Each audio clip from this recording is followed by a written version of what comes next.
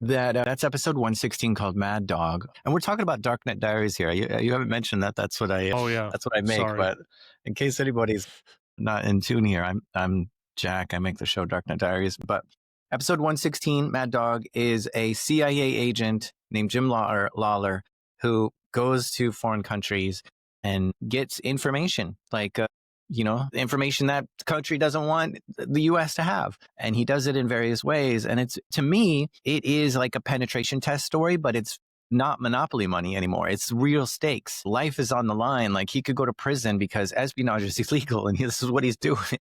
And so it's not allowed to do this. This is against the law in any country. So it's like serious stakes at hand here. Like, more penetration tests is what they asked for. Never more CIA agents. Have you ever interviewed someone that, worked for a government and then they just like disappear off the internet? So a couple of years ago, I interviewed someone that is a cyber warfare officer, at least he was at the time, for the NSA. And the only reason why I was able to corroborate him like actually being in it and doing it was because during the podcast, he gave me like details about the training and the process and everything else like that. And I ran it by people that I know are familiar with that area. And their response was, yeah, he never should have been on your podcast. And yes, all of that is accurate.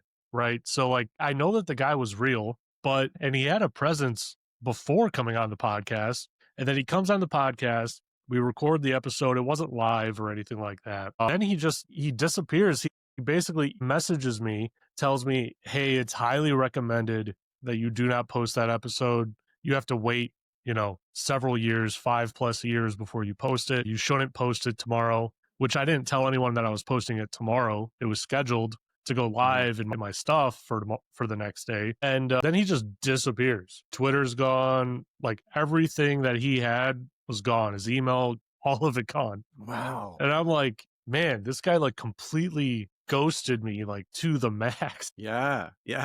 Someone will message me on Signal and be like, hey, I want to do a quick call with you. And then like, they don't tell me anything. And then they work for some intelligence agency and they're like, that last episode or something was spot on, but you didn't ask this one question and maybe you should ask it next time. And they tell me something to look at. And I'm like, oh, okay.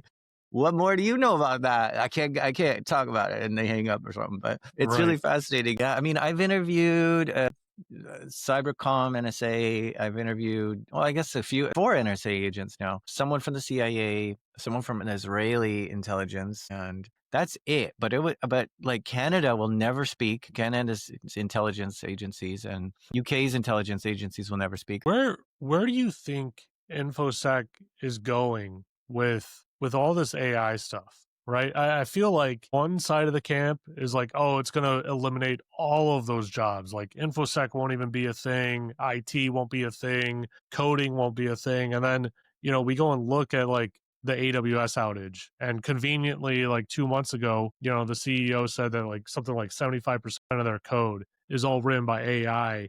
And then they have a massive outage, a little bit later, right? Well, I like to try to, whenever we talk about AI, it's like this new technology, and I like to try to unwind the technology and see where we'd be comfortable as security people, right? And me looking at firewall logs, there's too much happening. Me looking at NetFlow logs, there's too much happening. Me looking at packet capture, there is too much happening for my human eyes and brain to find what's in this. I need technology to help me, right? I need a SIM, I need a logger, I need some sort of analytics tool to parse through this and read it for me because I can't do it. And then I need some sort of tool to set up for alerts. Say, hey, if you see this in the logs, look for it. And so this is a huge step in cybersecurity already, which is, here's a computer that can chug through millions of syslogs and NetFlow and packet capture data a second and handle it just fine. And it can see all the stuff going on. And I say, okay, great. Yeah, I can't do that on my own. And so does that mean, we've just eliminated 1 million jobs because I would take 1 million people to look through these million logs a second, right? Like, it doesn't quite equal that. In my head, it's more like, oh, now we have functionality and capability we've never had before. Now we're able to secure the place in a way that we've never been able to secure before because of these tools. And I look at that as a net positive. This is great. And suddenly, and now I have total visibility into something I could never been able to do before. And now it's like, okay, well, I'm the one who has to tell you how to make sense of this information, computer. Like, yeah, I'm telling you to look for this sort of thing because you don't know that sort of thing. And but now we're saying, hey, wait, the AI has these ideas where it's like, you know what? If I were looking for a threat, this is where I would be looking. And it's got its own ideas of how to hide things, how to obfuscate, and then how to discover those things and detect it. And if it can give us things that we never thought of. Like, I think we're going to go through like a zero knowledge phase. I don't know if that's a term or not, but the idea is we think we know what we're trying to accomplish. But I think there's going to be some tools that come out that are going to say, that's not what you're trying to accomplish. Go back to not square one, but square zero. And we're going to solve a different problem, but it's going to have a way better outcome than what we wanted from what you were trying to do. And this is going to have just a revolutionary different approach to securing things and building and all this sort of thing.